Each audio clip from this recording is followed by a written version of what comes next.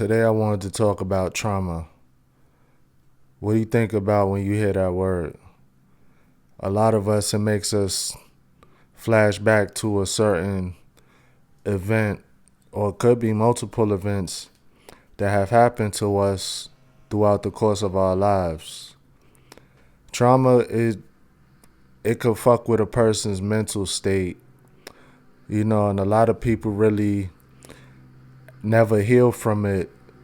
Sometimes we just learn how to deal with it, or we'll suppress our feelings on whatever event it was that took place in our life. Now, while a lot of times things happen that we should, seek professional help for, that's just not possible, maybe because of financial reasons or time constraints or things like that. Sometimes we should just talk to, even a close, trusted friend or relative and let the trauma go. Sometimes that helps, sometimes that doesn't. Now, even opening up to people about certain things, it could trigger some of us. I know me personally, opening up to people about certain things, that's traumatic for me. Not everybody has our best intentions at heart, and that's fine. You can't really say that everybody is a good person. Like I said in previous videos, some people they'll just they'll use that and they'll keep it on the back burner just to be able to use it against you whenever the opportunity arises. Now they might seem like they care, maybe they do, but something you may do might trigger them, and then now they spilling all the beans. So just like a lot of times in life, we have to use our discernment with who we trust, with our personal feelings and situations and things like that.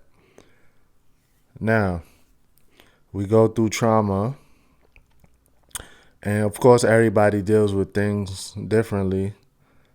Some people, some people just, like I said before, they suppress it. Some people might act out upon it. Some people just they traumatize other people in different ways. Now, let's take an example, right? Like me, for instance, when I was back in high school, I was in a band. I don't care. Yeah, I'm a nerd. Whatever the case, I don't give a fuck. But I had a friend. One of my bandmates had passed away, and when I heard the news, I laughed, and not because of the fact that my boy had passed away at such a young age. That was just my first reaction. So now another guy that I know that was cool with this guy that had transitioned, he heard the news that I laughed, and he approached me in the hallway, and he was mad. And I'm like, bro, he was cool with me too. I ain't laugh because it was funny. And you know, that situation, we wound up having to go and talk with our vice principal. That was squash, but that was just two opposite ends of the spectrum in a traumatic time. I laughed, not laughed, but it was like a snicker, like, damn, that's crazy. And someone else was really, really mad. You get what I'm saying? So people deal with things in life in different ways. And you can't really say that the way that someone acted is wrong. I mean, within reason, but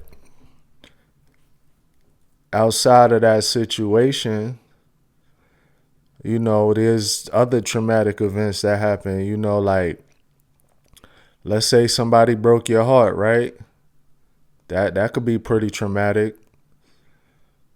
You have good intentions and you trying your best, to please this person that you want to build with. And their intentions are not the same as yours, which is a common occurrence. And that's fine. So they break your heart, and now what? Do you just find a way to deal with it and cope with everything that's going on?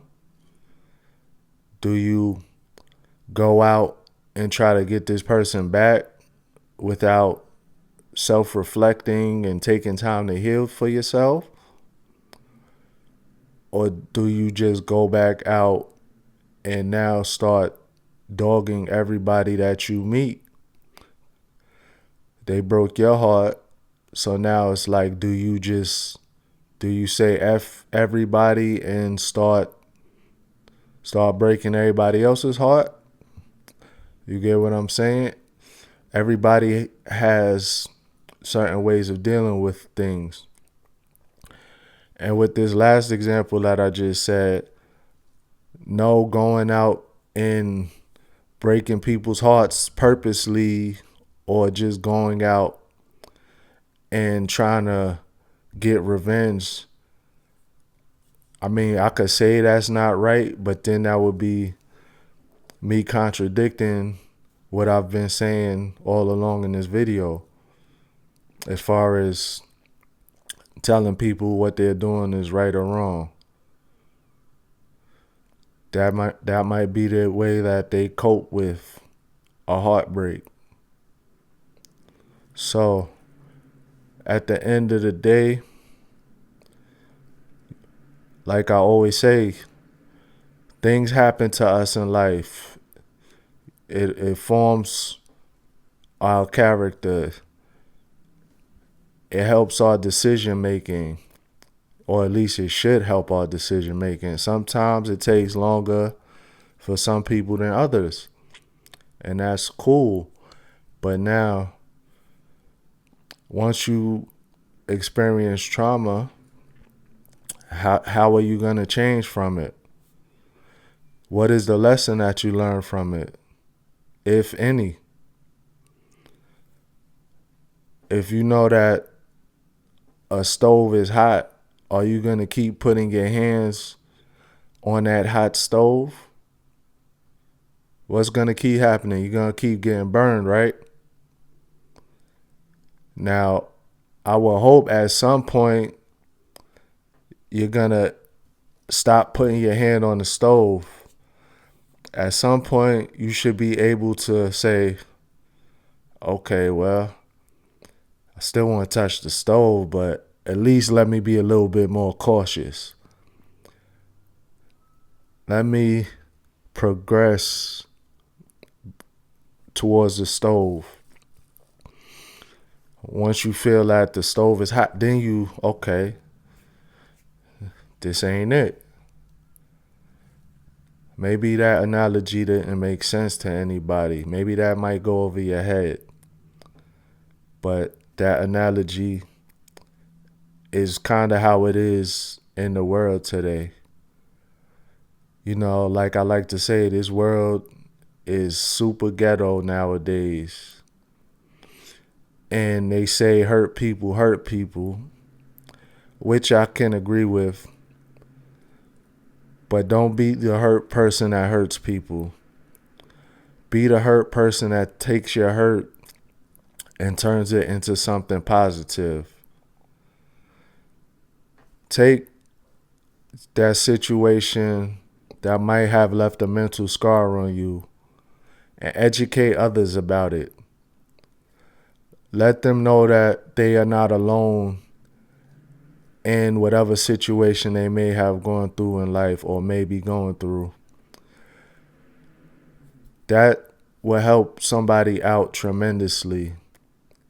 And even if you saved one person from a trauma or reoccurring trauma, you should be proud of yourself just by sharing your story. Everybody, take care, stay blessed, stay elevated. I'll see you in the next one. Salute.